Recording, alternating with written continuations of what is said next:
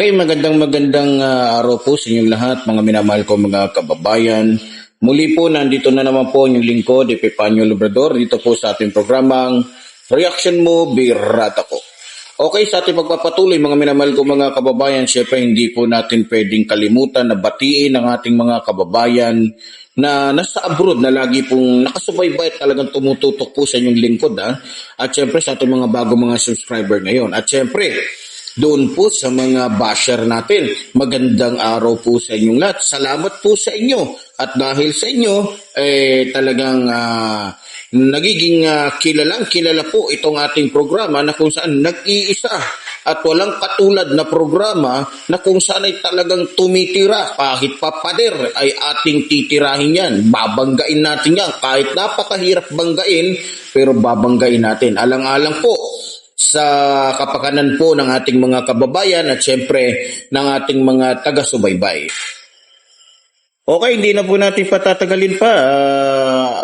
Gusto ko pong pag-usapan natin sa araw na ito, mga minamahal ko mga kababayan. Ito pong pinalabas na naman ni Digongyo. Alam nyo mga kababayan ko, kilalang-kilala naman po siguro natin itong si Digongyo. Meron lang po ko papaalala sa inyo. Naalala niyo ba nung sinabi niya doon sa kanyang rally, doon sa Davao, na may bangag daw tayong Pangulo, may adik daw tayong Pangulo? Na kinabukasan, nung in-interview, anong sabi niya? Kahit daw patayin pa siya ng ating Pangulo, wala daw siyang sinabi. Di ba? Wala daw siyang sinabi. So, alam nyo, sa pagiging sinungaling po mga minamahal ko mga kababayan, hindi po kayang lagpasan ni Lucifer yung pagiging sinungaling ng hayop na matandang ito. Kung gaano kalaki yung butas ng ilong ng hayop na to, ng demonyong ito, ganun din kalaki yung tama nito sa utak. Syempre, balita ko po kasi mga minamahal ko mga kababayan, syempre abogado to natural hahanap ito ng ipapatapat nila o ipangtatapat pala nila. Sorry mga minamahal ko mga kababayan. Doon po sa Mary Grace o Mary Piatos pala. Mary Ann Piatos, sorry. Nitong ni Sara Duterte. At doon sa mga permado ng mga tao na sa OBP na hindi naman pala tao o hindi naman totoong empleyado ng OBP, na sa madaling salita ay mga ghost employees. So, para po maibaling sa ibang usapin at mabaliktad ang ating Pangulo, mabaliktad yung Quadcom, gumawa sila ngayon ng istorya. So, ano yung istorya na yun? Eto't panoorin po natin mga minamahal ko mga kababayan, nang sa ganun ay mabigyan po natin ito ng birada. Ito yung mga blanco. Hindi mo nagpas ilo with blank. It is not allowed by law. You cannot pass an incomplete appropriation or bill for that matter, whatever. Pagka ganon, there's something terribly wrong. And as a matter of fact, I would say, kung may mga blanco yan lumusot, that is not a valid legislation. Kung nasa batas na yan, lumabas na yan ng blanco-blanco, either it could be filled up before or after sa Congress, pagka ganon, what must be submitted is the true and correct figure coming out as prepared by the budget submitted to Congress for appropriation. Pagkaputol-putol yan o may kulang, that is not a valid budget. It's not only inaccurate, but I think the budget is in totality invalid. Hindi na pwede mag-blanco-blanco dyan sa pera ng tao. Ano ka man? It's people's money. Maglagay ka ng mga mga provisions, but without the true and correct items or money that would be appropriated by Congress, by the people owning the money. So everything must be explained clear, patent, without doubt. I would like to remind Congress, mali ho yan. It's invalid. Please correct it. Or recall the budget and demanded explanation kung bakit dumating sa inyo yan na ganun kablangko. Para ka binigyan ka ng blanco cheque dyan, o sige, bahala na kung ano ilagay ninyo. So yun, mga minamahal kong mga kababayan, malinaw naman po siguro yung ating napakinggan o ating napanood ngayon. So alam nyo, yung sinasabi po ng halimaw na ito ay talagang mapapansin mo agad. At mayroong papasok sa isip mo na mga bagay na katulad na lamang po na naiisip ko ngayon. Kasi para po sa akin, paano siya nakakuha ng ganong kopya? Hindi naman siya pangulo na ng bansang ito. Diba? Pero doon muna tayo sa punto niya. Doon muna tayo sa gusto niyang iparating sa mga Pilipino na gusto niya na namang budulin. Gusto na naman niyang paniwalain o lokohin. Gusto niya pong sabihin dito, mga minamahal ko mga kababayan, na bakit daw pumirma si Pangulong Ferdinand Marcos Jr. sa isang papel sa isang papel na blanco. Bakit na siya pumirma sa isang papel na blanco na ipinagbabawal daw yan? Para po sa akin yan ang naiintindihan ko. At kung hindi pa ako nagkakamali, parang gusto niyang sabihin na sinadya nalagyan ng blanco. Para nang sa ganon, halimbawa, ang nakaano doon na 1 milyon, pwedeng gawing isang trilyon. Diba? Kaya blanco. Basta pipirma lang, o parang gustong paratingin ni Digongyo, na binigyan lang ng papel yung mga senador, yung mga congressman, para pirmahan. Nang hindi alam kung ilan o magkano yung papel o yung laman ng papel na bipirmahan nila. Ganun po ang ibig sabihin nito ni Digong. Alam niyo mga minamahal ko mga kababayan, ayon po sa aking pag-iimbestiga, at ayon po sa akin natuklasan, ayon din po sa aking mga napanood,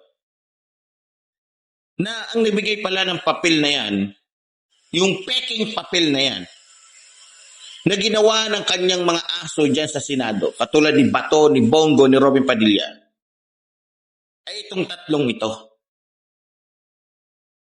Para po, ilihis ang usapin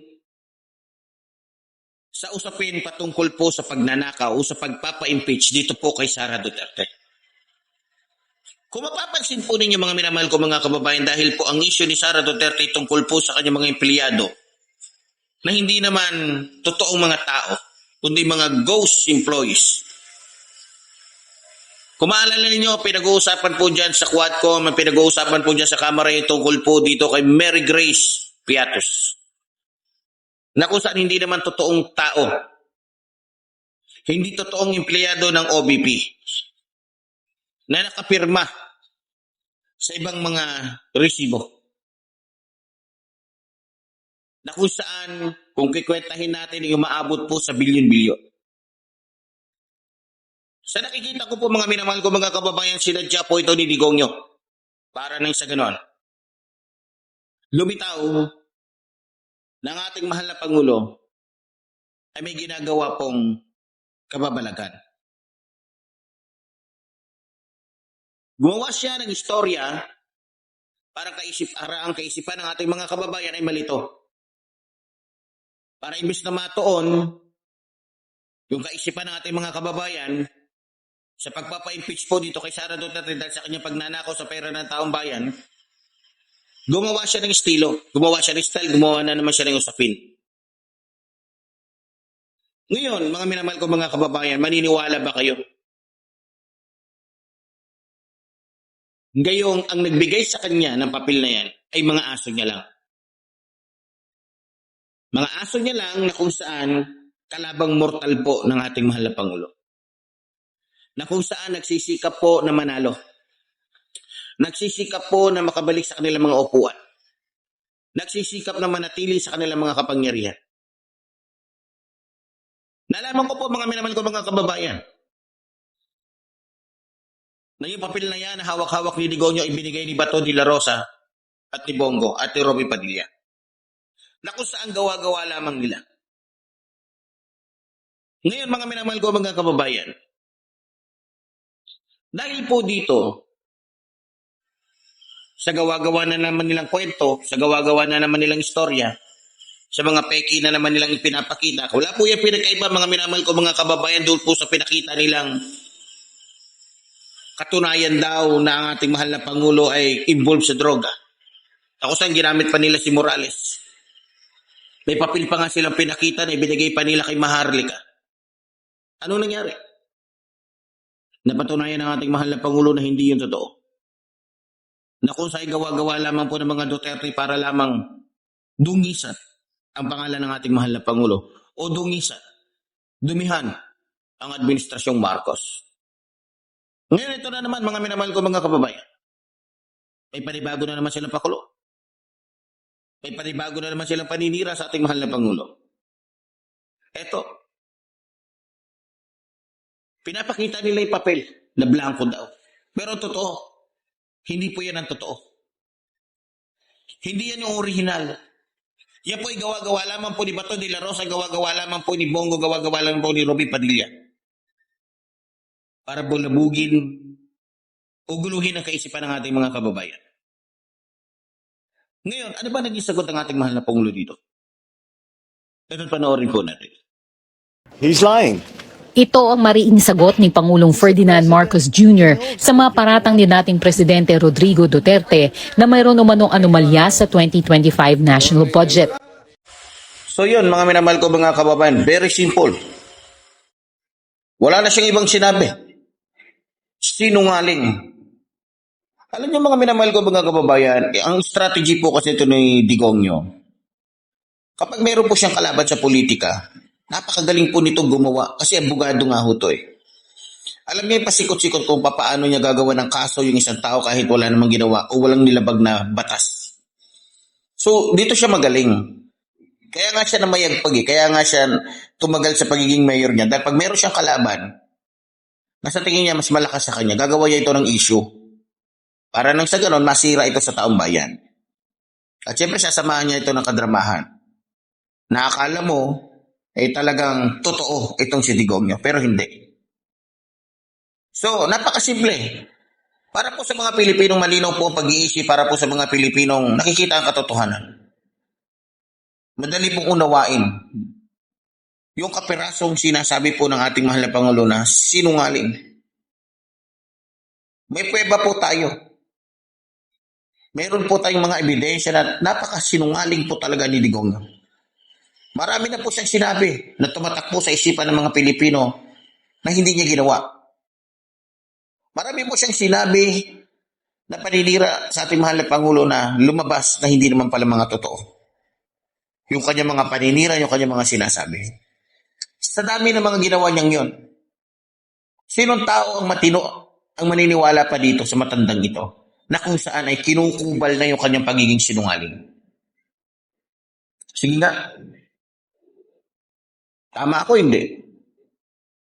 Siyempre, doon sa mga kababayan natin na hindi batid o hindi alam ang katotohanan kung sino talaga ito si Digongyo, madali niya mapapaniwala mga minamahal ko mga kababayan.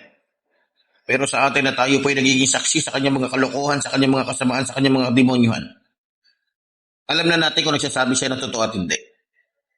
At ang tanong, kailan ba nagsalita? Kailan ba nagpahayag? Kailan ba gumawa ng kabutihan? Kailan ba nagpahayag ng mga pananalita itong si Digongyo na punong-puno ng katotohanan? Hindi ba't puro mga sinungalingan? Puro mga kasinungalingan na kung saan ay bumabagay lang sa kanyang ugali, bumabagay lang sa kanyang pagmumuka. Okay, bumalik po tayo dito po sa papeles o sa papel na hawak po ni Digongyo. Alam niyo po, ulitin ko po sa inyo, ang nagbigay po niya sa kanya ay yung mga senador na katulad po ni Bato de la Rosa, ni Bongo, ni Robin Padilla, na wala po ni isang nagawang mga proyekto. Mga tambaluslos. Na kumbaga sa madaling salita nagpapalaki lang ng itlog. Ngayon, gusto ko pong ipaliwanag sa inyo mga minamahal ko mga kababayan, kung ano ba yung papel na yan na pinakita nitong ni Digongyo sa programa po ng kanyang anak na si Baste, na kung saan mata na lang po ang walang tato. Dahil po sa pagiging adik, na kung saan pag may tama, ayun, tinta at karayom ang pinagdidiskitahan. Ngayon, mabalik po tayo doon sa papel. Meron po kasi nagtanong sa akin at meron din akong bakit o putol yung papel na hawak ni Digongyo.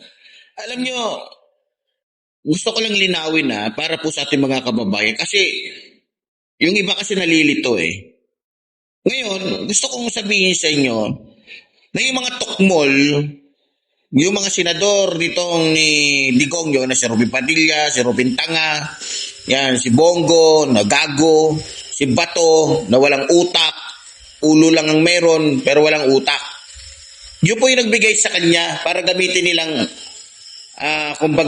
gamitin nila para sirain ang ating mahal na Pangulo. Yung pong papel na yon na putol na sinasabi po ni Digongyo na pinirmahan daw ng ating mahal na Pangulo, yun po ay hindi po final na papel. Yun po ay proposal budget. Ang nakalagay po doon, yung proposal budget pa lamang. Hindi pa po yun yung pinaka at hindi yun yung pinirmahan ng ating mahal na Pangulo. Yun po ay proposal budget pa lamang para po sa 2025. Sana. Pero hindi po yun natuloy. Hindi po yun natuloy. At ibang papel po yung pinirmahan ng ating mahal na Pangulo at hindi yung kaya nga sinabi agad ng ating mahal na Pangulo nung pinakita yon, nung nalaman niya yun ang ginamit ni Digongyo para siraan siya, na sinungaling itong demonyong ito. Talaga namang sinungaling itong matandang ito. Mamamatay po itong sinungaling itong hayop na to. Alam ko po mga minamahal ko mga kababayan kung bakit siya gumagawa ng isyong ito. Para po tabunan yung issue ng kanyang anak tungkol po kay Mary Grace Piatos. Wala na pong ibang dahilan yan mga minamahal ko mga kababayan. Tandaan nyo, matalino po itong halimaw na to. Matalino po itong jablong ito. Na kung saan ginagamit niya yung kanyang pagiging tuso. So, malinaw po, yung ibinigay po kay Digongyo ng mga papel na yan, kung ano mga papel yan po ay binigay ng kanyang 3 tolongges na senador. Nahawak po niya sa leeg na kung saan kayang-kaya niyang pakainin ng tae niya. Kayang-kaya niyang pasipsipin sa ihi niya. Binigay. At yun, nung ibinigay sa kanya, bumuo na naman sila ng kwento para gawing issue, para nang sa ganun malihis. Para nang sa ganun ay makakilos si Bato, makakilos si Bongo, makakilos yung iba pang mga politikong kalaban natin na kung saan ang iniisip lamang yung kanilang mga sarili, na kung saan ang iniisip nila ay magpayaman lamang na magpayaman. Nakukuha na ninyo kung bakit nangyayari ito ngayon. Dahil meron pong plano si Digongyo na baliktarin ang issue. Diba? Ang issue nga ay tungkol kay Sara. So gumawa siya ngayon ng issue. Ito na yung ginagawa niyang issue. Para imbis na kay Mary Grace Piatos at sa mga ghost employees tayo matuon kung sino yung mga yan, ito ngayon yung ginagamit ni Digongyo. Para mawala sa ating isipan yung isang pangalang Mary Grace Piatos na hanggang ngayon ay hinahanap kung sino ito, na kung saan ay nagbigay pa nga o handang magbigay ang Kamara ng 1 milyon kung sino man ang makapagturo kung sino ito. Na hanggang ngayon ay hindi maturo sapagkat lumabas sa kanilang pag-iimbestiga na wala naman talagang ganong klaseng tao o walang ganong klaseng pangalan ni sa PSA wala. Diba? Kaya nga nakakapagtaka paano naging empleyado ito Samantalang isa sa hinihinging requirements kapag nag-a-apply ka sa kahit anong yung birth certificate mo. Di ba? So, ngayon, para po sa akin, mga minamahal ko mga kababayan, estratehiya na naman po ito nila. Strategy na naman ito na ginagawa nila para po, alam nyo na, balik na rin ang sitwasyon. Diba? So alam naman natin kung gaano po kagaling, kung gaano po kahusay gumawa ng istorya, paano po kagaling gumawa ng mga kababalagan itong si Digongyo. Pero, tulad po ng sinasabi ko, tulad na rin ng sinabi nating mahal na Pangulo, sinungaling tong hayop na to. Alam mo sa totoo lang, kung ako ang ating mahal na Pangulo, isasampal ko kay Digongyo yung yung papel na pinirmahan mismo ng ating mahal na Pangulo para matuto to. Kaya lang, hindi natin masisisi ang ating mahal na Pangulo sapagkat pinanganak siya na isang mabuting tao na punong-puno ng pangunawa, mataas ang pasyensya, may takot sa Diyos, may takot sa batas. So, yan siya Hindi natin siya masisisi.